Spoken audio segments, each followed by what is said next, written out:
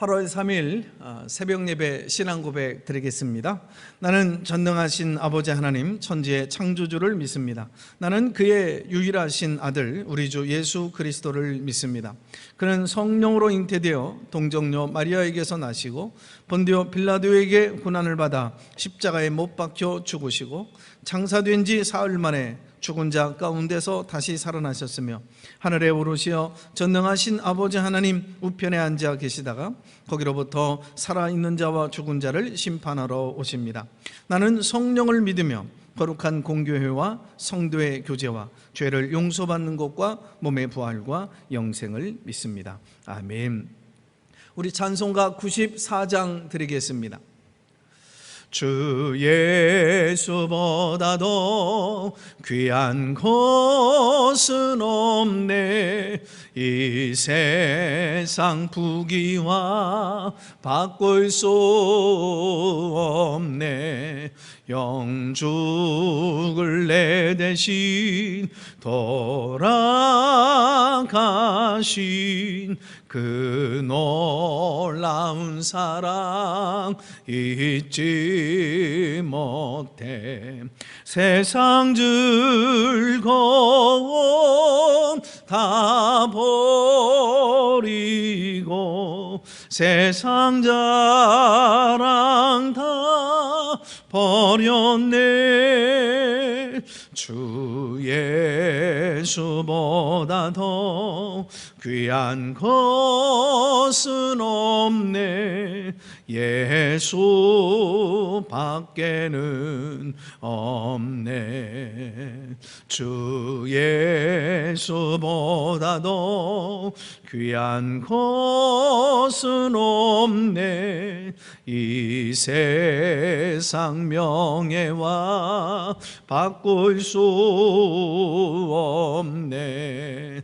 이전에 즐기던 세상 일도 주 사랑하는 마음 뺏지 못해.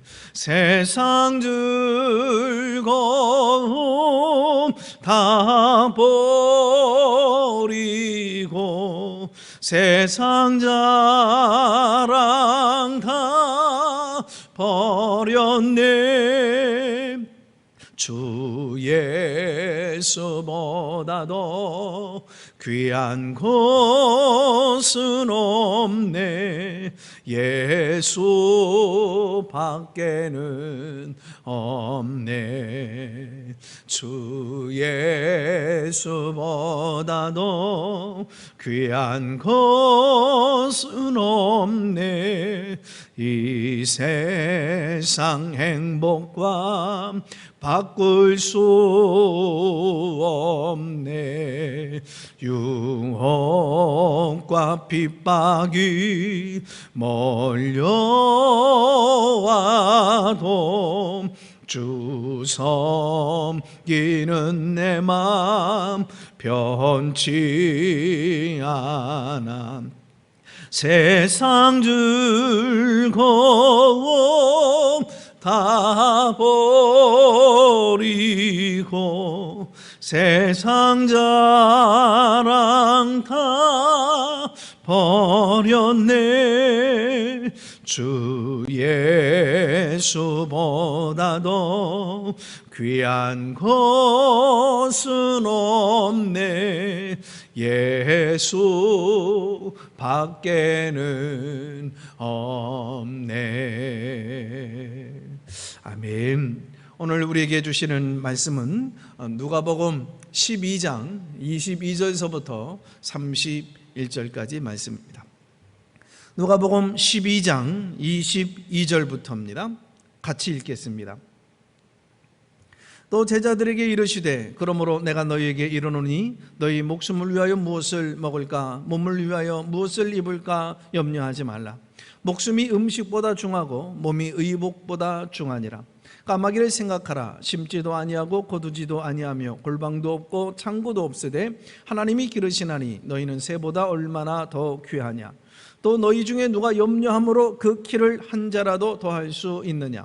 그런즉 가장 작은 일도 하지 못하면서 어찌 다른 일들을 염려하느냐. 백합화를 생각하여 보라. 실도 만들지 않고 짜지도 아니하느니라. 그러나 내가 너희에게 말하노니 솔로몬의 모든 영광으로도 입은 것이 이 꽃 하나만큼 훌륭하지 못하느니라. 오늘 있다가 내일 아궁이에 던져지는 들풀도 하나님이 이렇게 입히시거든 하물며 너희일까 보냐. 믿음이 작은 자들아, 너희는 무엇을 먹을까 무엇을 마실까 하여 구하지 말며 근심하지도 말라. 이 모든 것은 세상 백성들이 구하는 것이라. 너희 아버지께서는 이런 것이 너희에게 있어야 할 것을 아시느니라. 다만 너희는 그의 나라와 나라를 구하라. 그리하면 이런 것들을 너희에게 더하시리라. 아멘. 이 세상의 어느 것도 사람의 욕심을 채울 수 있는 것은 없습니다. 어느 날 배가 난파되어졌을 때 한 선원이 간신히 뗏목을 붙잡고 살게 되었더랍니다. 그런데 이 시간이 지나가면서 너무 목이 말라 어쩔 수 없이 이제 바닷물을 퍼마십니다. 그러나 이 바닷물 퍼마시면 마실수록 더욱더 목이 마르고 갈증이 나겠죠. 그래서 바닷물을 또 마시고 또 못 마시고 다시 목이 더 마르게 되어지고 그러다가 결국 탈수증으로 죽게 되었더랍니다. 우리는 욕심을 통제할 수 있어야 됩니다. 욕심은 죄를 낳고 죄가 큰 사망을 낳습니다. 욕심은 만병의 근원이죠. 그래서 욕심을 잘 다스리고 극복하는 것은 우리의 마음의 건강과 또 우리의 삶의 행복의 필수 요소가 됩니다. 어떻게 우리의 욕심을 통제할 수 있을까요? 다스릴 수 있을까요? 제어할 수 있을까요? 극복하면서 우리가 승리하면서 살아갈 수 있을까요? 먼저 첫째로 살아있을 때 감사해야 합니다. 살아있는 것에 대하여서 감사할 줄 알아야 됩니다. 자, 본문 24절 말씀 우리 한번 화면을 보면서 같이 읽어볼까요? 까마귀를 생각하라. 심지도 아니하고 거두지도 아니하며 골방도 없고 창고도 없으되 하나님이 기르시나니 너희는 새보다 얼마나 더 귀하냐. 하나님은 우리의 생명을 세상의 어느 것보다도 귀하게 여겨주십니다. 자, 27절로 28절도 같이 한번 읽어보겠습니다. 백합화를 생각하여 보아라. 실도 말들지 않고 짜지도 아니하느니라. 그러나 내가 너희에게 말하노니 솔로몬의 모든 영광으로도 입은 것이 이 꽃 하나만 갖지 못하였느니라. 오늘 있다가 내일 아궁이에 던져지는 들풀도 하나님이 이렇게 입히시거든 하물며 너희일까 보냐. 믿음이 적은 자들아. 까마귀도 꽃도 들풀도 하나님이 그렇게 자상하게 먹이시고 입히시고 길러주시는데 복된 하나님의 자녀들인 우리들을 얼마나 더 잘 먹이고 입히시겠습니까? 그러므로 살다가 어려운 일을 만나고 괴로운 일을 당하고 인생의 심각한 위기에 봉착한다고 할지라도 우리는요 살아있음에 감사할 수 있어야 됩니다. 매일 마음껏 신선한 공기를 마실 수 있음에 감사하십시오. 아무리 힘들고 지치고 여러분 볶아도 여러분 살아있음에 감사한 일이죠. 이렇게 살아있으니까요 그래도 우리 식구들과 더불어 정말 휴가를 잡으신 분들, 멀리 외지로 나갈 수 없는 그런 상황들이겠지만, 그래도 가정에서 수박에도 하나 잘라서 서로 위로하며 격려하며 여러분 나눌 수 있음에 또 감사하고, 온 집안 식구들이 지금 올림픽 경기가 한창인데 또 함께 둘러 앉아서 또 응원도 할 수 있고, 이제 가을이 되어지면 단풍 구경도 할 수, 기대를 가지고 할 수 있는 거 아니겠습니까? 그래도 살아 있으므로 오늘 여기에서 하나님께 찬송도 하고 기도하고 예배도 하고 이런 소망도 가질 수 있는 거 아니겠습니까? 그래서 여러분 우리가 감사할 수 있는 거고 감사해야 됩니다. 마가복음 8장 36절 말씀에 보니까 사람이 만일 온 천하를 얻고도 제 목숨을 잃으면 무엇이 유익하리요? 라는 말씀이 있어요. 세상의 모든 것을 다 얻어서 누리고 있다고 해도 목숨을 잃어버리면 그것은 아무짝에 쓸모가 없다는 것을 누구나 잘 알고 있잖아요. 이 세상의 어떤 것도 우리의 생명보다 더 소중한 것은 없습니다. 천하보다도 내 생명이 중요한 거죠. 그러므로 아무리 어려운 일 만나고 문제가 닥쳐와도 이 문제로 인해서 너무 인생을 비관하지 말아야 됩니다. 온 세상을 다 잃은 것처럼 여러분 주저앉아 낙심하고만 있지 마십시오. 그래도 살아있기만 하면 되려요. 살아있기만 하면 다시 기회는 찾아와요. 여러분 언제든지 하나님이 우리에게 여러분 축복의 기회를 다시 주셔요. 우리의 가장 중요한 생명을 책임져 주시는 하나님께서 우리가 감사의 자리에서 이탈하지만 아니하면 반드시 우리 앞날 열어주실 줄로 믿습니다. 책임져 주시고 보살펴 주실 줄로 믿으시면 아멘 하시기 바랍니다. 어떤 위기가 있어도 그 위기로 인하여 너무 실망하지 마시고 그때 감사할 것을 더 생각하면서 감사하면서 이 문제를 이기고 극복해 나가시기 바랍니다. 사람들이 왜 불평하고 또 근심에 사로잡히시는지 아십니까? 그 이유를 예수님은 본문 29절에서 이렇게 말씀하고 계시는 거거든요. 너희는 무엇을 먹을까 무엇을 마실까 하여 구하지 말며 근심하지도 말라. 없는 것만 생각하고 부족한 것만 생각하면 늘 못마땅하고 다 그냥 불평투성이지만, 여러분 작지만 있는 것을 생각하면 우리는 얼마든지요 웃을 수 있고요 그리고 감사할 수 있는 겁니다. 없는 것 부족한 것으로 인하여 불평하는 인생이 아니라 작지만 그저 부족하지만 있는 것으로 인하여서 감사할 수 있는 그런 삶을 살아야 됩니다. 우리는 하나님의 자녀라고 하는 그 자긍심, 그 자존심 여러분 세워야 합니다. 온 우주의 주인이신 하나님께서 내 아버지이신데 불평하면서 살지 말고 하나님의 자녀답게 넉넉하고도 넓은 마음으로 그렇게 감사하면서 오늘 하루도 살아갈 수 있기를 바랍니다. 두 번째, 어떻게 욕심을 이기면서 통제하면서 살아갈 수 있을까요? 둘째로는 하나님께 기도해야 합니다. 살면서 감당하기 어려운 문제를 만나고 힘든 상황에 맞닥뜨리게 되어지면 성도는 주님이 우리에게 주신 그런 귀한 선물이 있잖아요. 기도할 수 있는 그 권세, 그 능력, 그것을 카드를 꺼내서 활용하시면 되는 거예요. 아무리 힘든 내 힘으로 감당하기 어려운 상황에 맞닥뜨리게 되어져도 기도할 때 여러분 하나님이 그 모든 것들을 이기고 극복할 수 있도록 역사하시는데, 우리가 기도할 때 바르게 기도해야 됩니다. 즉 하나님 저의 모든 환경을 변화시켜 주십시오.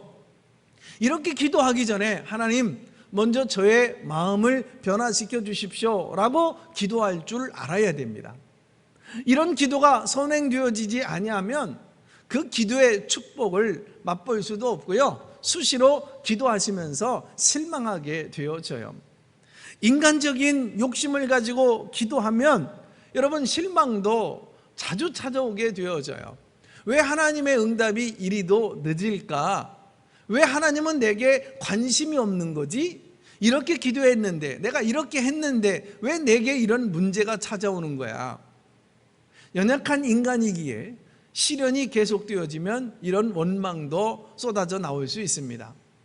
한편으로는 이해도 됩니다. 그러나 한 가지 결코 잊지 말아야 될 그 사실이 있습니다. 그것은 나의 죄보다도 나의 시련은 언제나 작다는 사실이에요. 나의 죄보다 나의 시련은 언제나 작다. 하나님의 사랑의 매는 언제나 인간의 실수보다도 관대합니다. 그러므로 기도하다가 실망하지 마십시오.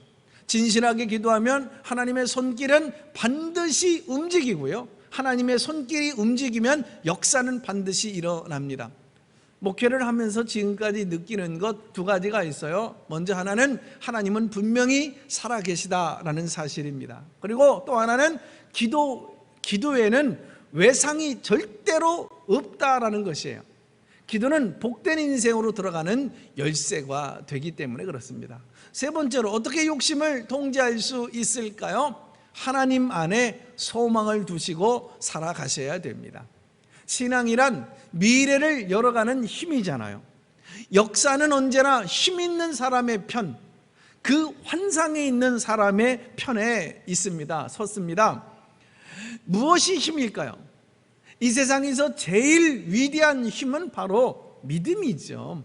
믿음이란 언제나 인간의 계산을 넘어서서 하나님을 신뢰하는 고백이고요, 내일의 축복을 볼 수 있는 현재의 놀라운 하나의 통찰력입니다. 그래서 믿음을 가지면 넘어져도 일어설 수 있고요, 장벽이 있어도 얼마든지 그 장벽 앞에 주저앉지 않고 뚫고 나갈 수 있는 거죠. 나쁜 믿음이 쌓여서 고난이 오듯 좋은 믿음이 쌓이면 반드시 좋은 일이 일어나고 기적이 일어납니다. 사실 인간의 행복은 결코 행운이 아니에요. 어쩌다 행복이 온 사람이 있습니까? 없습니다. 믿음과 소망과 사랑으로 자신을 갈고 닦으며 하나님의 역사를 넉넉한 마음으로 인내하며 기다리면 그 기다림이 결코 헛되지 않아요. 물론 믿음이 좋아도 문제는 오더라고요. 인간 세상사 어디에나 문제는 오기 마련이죠. 그러나 믿는 사람에게 찾아올 수 있는 모든 문제는 내게 오히려 복된 유익을 가져올 수 있어요. 자신을 성숙시키고요, 자신을 변화시키는 계기가 되어집니다. 고난 중에도 우리가 믿음을 가지고 이 문제와 고난은 나를 무너뜨리는 것이 아니라 나를 세울 것이다, 나를 정말 더 성숙하고 하나님의 사람으로 세워서 영광스러운 사람으로 나를 만들 것이다, 이렇게 고백하면서 살아야 됩니다. 실제로 문제가 있기 때문에 교회로 시선을 돌리고 또 여러 가지 위기 때문에 내 힘으로 할 수 없기 때문에 기도하면서 여러분 세워지는 사람들이 한둘이겠습니까? 그처럼 문제는 나를 더 복된 사람으로 더 성화시키는데, 여러분 변화시키는데 의식이 필요한 거거든요. 그런 의식을 가진 사람은 결국은 승리를 하게 되어집니다. 네 번째로는 어떻게 욕심을 통제할 수 있을까요? 하나님의 사명에 집중할 때 가능합니다. 신앙생활에서 죄가 아닌 것 같지만 큰 죄가 있습니다. 그것은 근심하고 염려하는 거예요. 자, 본문 29절로 30절 말씀 같이 한번 읽어볼까요? 너희는 무엇을 먹을까 무엇을 마실까 하여 구하지 말며 근심하지도 말라. 이 모든 것은 세상 백성들이 구하는 것이라 너희 아버지께서 이런 것이 너희에게 있어야 할 줄을 다 아시느니라. 아멘이십니까? 하나님은 우리를 아신다고요. 우리의 형편과 처지를 아신다고요. 우리의 다급함과 필요를 아신다고요. 그렇다면 하나님이 아시는데 근심할 필요는 없는 거예요. 성도는 다른 어떤 것보다도 진짜 구해야 할 것이 있어요. 그게 뭘까요? 31절 말씀이에요. 한번 읽어볼까요? 오직 너희는 그의 나라를 구하라. 그리하면 이런 것을 너희에게 더하시리라. 아멘이죠. 이 구절에서 그의 나라를 구하라, 이 말씀에는 두 가지 뜻이 있습니다. 먼저는 하나님 중심적으로 살라라는 말이고, 또 하나는 마음의 천국을 이루면서 살라는 얘기예요. 그러면 의식주, 이 모든 것들은 자연히 이게 따라오게 되어지고 해결되어지고 풍성한 은혜로 더해 주신다는 말씀입니다. 찰스 킹슬리라고 하는 사람은 인생을 비참하고 불행하게 사는 길이 있다고 그랬어요. 그것은 다음과 같은 4가지면 하면 된다라고 지적해줘요. 첫째로는 자신에 대해서 많이 깊이 생각하고, 둘째로는 자신이 좋아하는 것들을 자꾸 이렇게 집중해서 많이 문제에 대해서 생각하고, 세 번째로는 사람들의 존경을 받는 문제에 대해서 많이 생각하고, 끝으로는 사람들이 나를 어떻게 생각할까 하는 문제에 집중하게 되어지면 가장 비참하고 불행한 삶을 살 수 있다라고 지적해 주었어요. 늘 자기 및 자기와 자기 문제에 대해서 몰입하게 되어지면 결코 행복한 삶이 펼쳐지지가 않습니다.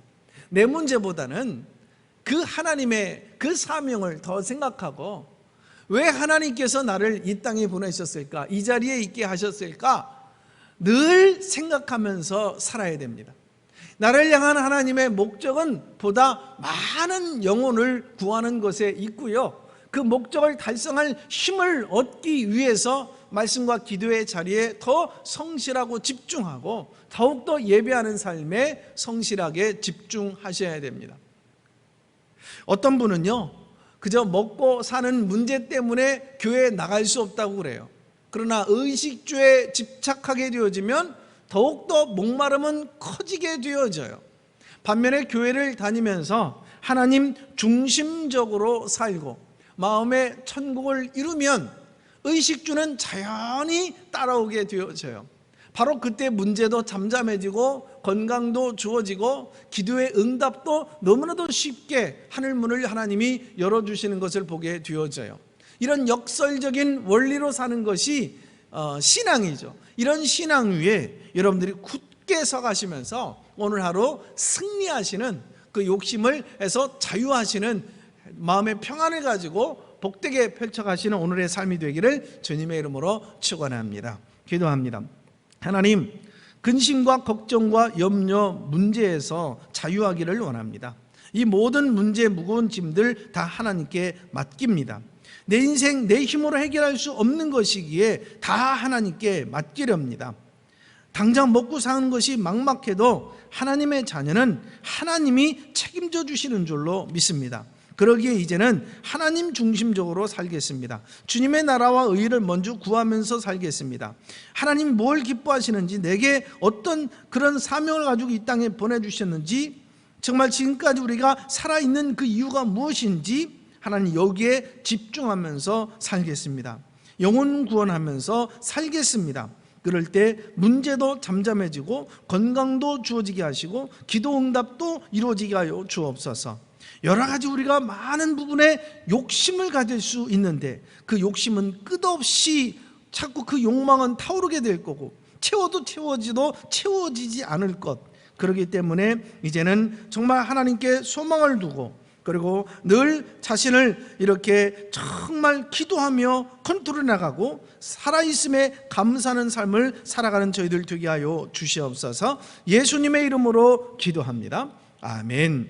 주님 가르쳐 주신 기도를 드리겠습니다. 하늘에 계신 우리 아버지, 아버지의 이름을 거룩하게 하시며 아버지의 나라가 오게 하시며 아버지의 뜻이 하늘에서와 같이 땅에서도 이루어지게 하소서. 오늘 우리에게 일용할 양식을 주시고 우리가 우리에게 잘못한 사람을 용서해 준 것 같이 우리 죄를 용서하여 주시고 우리를 시험에 빠지지 않게 하시고 악에서 구하소서. 나라와 권능과 영광이 영원히 아버지의 것입니다. 아멘. 함께 기도하시겠습니다.